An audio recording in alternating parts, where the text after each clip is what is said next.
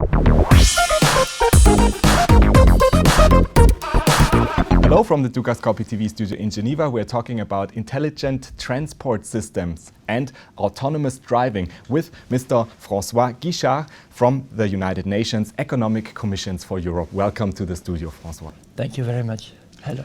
So you are an economics affairs officer and you are in the transport division of the UNECE, and there is no week without a report on autonomous driving, intelligent transport. So actually, what is happening out there right now? Yes, lots of things are going on. Indeed, every day we hear something new about this type of things out there. The Silicon Valley is very active. We hear Google working on self-driving cars. We hear also other news about Apple, etc. Yes, many things happen, but also the normal, let's say the traditional automotive industry is also working on this. For example, we heard that Daimler is going to have a truck driving autonomously in Nevada.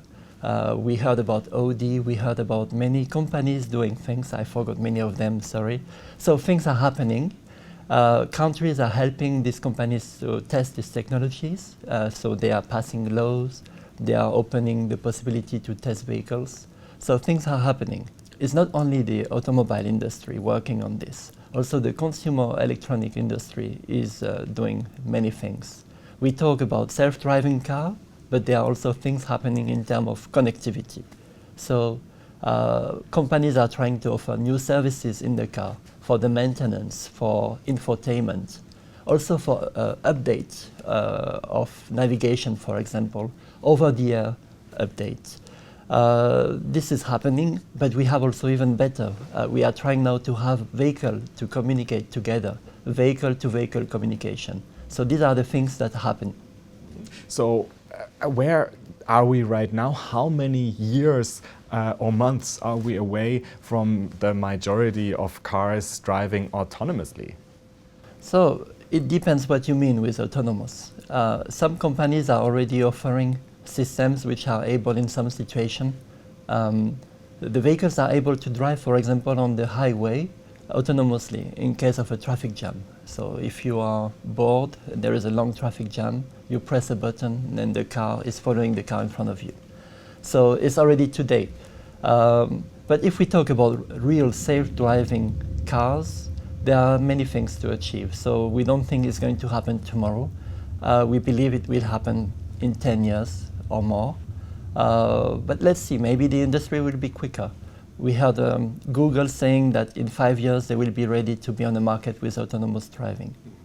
So the United Nations Economic Commission for Europe here in Geneva is also working on that, on intelligent transport systems. Can you give us a better understanding what the role of UNECE is? Well, UNECE is actually organizing 3 times a year the World Forum for, let's say, vehicle regulations. Today, in many countries, if you want to put a vehicle on the market, the vehicle has to go through testing, something like crash test, noise, pollution, many things. And these things are regulated by the UN and by this World Forum. We call it WP29. It's not a very beautiful name, but this is quite famous, actually. And regulating the automobile sector. Mm-hmm. And so we have a picture on that. So this really shows the different sectors where the regulation is taking place. Yes, you see, we are regulating emission and pollutant, CO2 emissions. Many things about general safety. You see here a bus, and we are asking the bus manufacturers to check what is happening in case of a rollover.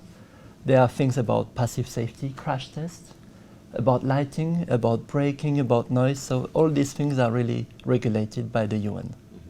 So let's talk about the technical challenges that lay ahead for the intelligent transport systems and maybe also the regulatory challenges. What is to be done in the next years to come?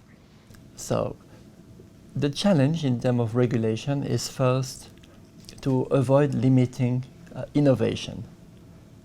You see that we are regulating many things regarding the automotive sector. If we are regulating too much, then we will prevent this type of innovation to come on the market. So we have to let innovation come. The difficulty is that we have to maintain also the road safety. If we put new technologies on the market and they don't bring what they are promising in terms of road safety, environmental protection, then nothing good will happen. There will be probably difficulty, also market failure. People won't accept this type of product, so they shouldn't avoid. So we should avoid it. UNECE is trying to avoid that innovation is prevented, but also trying to avoid that all the achievements we had in the past are disrupted by these new technologies. And what are the challenges from the consumer point of view when we talk about the self-driving car? Well, first of all, the consumer will have to accept this new type of technologies, understand them, know how to use them. But we will have also to tackle many challenges in terms of cyber security, data protection. You know, these vehicles need data. They will communicate to each other together. They will get information from the internet. We all know what it means. We all have PCs at home. We all had probably a virus. So these are things that we really need to work on. The consumer will have to understand what are the limitations of this product and how to deal with the product if the product is making a mistake, a bug or whatever. We all know also from Windows like 10, 20 years ago, you know, like the blue screen, problem with memory or whatever. So what do you do if your car is driving and having such a mistake? You know, there will be things to do, and the consumer will have to adapt. Okay, so but let's sort of try to paint a positive picture of a positive future and the vision. What could actually intelligent transport systems do, and how could they contribute to, in general, a better life, but also then really in particular to less traffic and less pollution, for example? Well, we are putting more intelligence in the transport system in general. There are many information available out there, so we will be able to make a better traffic management. The technology will be able to adapt to the geography, the conditions, so we will probably have a better energy efficiency. We will also limit the impact on the environment, and these are things we are working on. This year in Paris, we all know about the COP21 meeting, and UNECE is also focusing on this aspect. So we are going to focus this year on ITS and the impact on the environment and the greenhouse gases. And we are going to have a very important meeting in Bordeaux, actually in October 2015, for studying this question. Francois Guichard from the UNECE's Transport Division, thank you very much for being here today. Thank you very much for inviting me. And thanks for watching. Do make sure to keep clicking back on the Dukascopy TV website for latest updates and exclusive interviews. Have a great day and see you next time.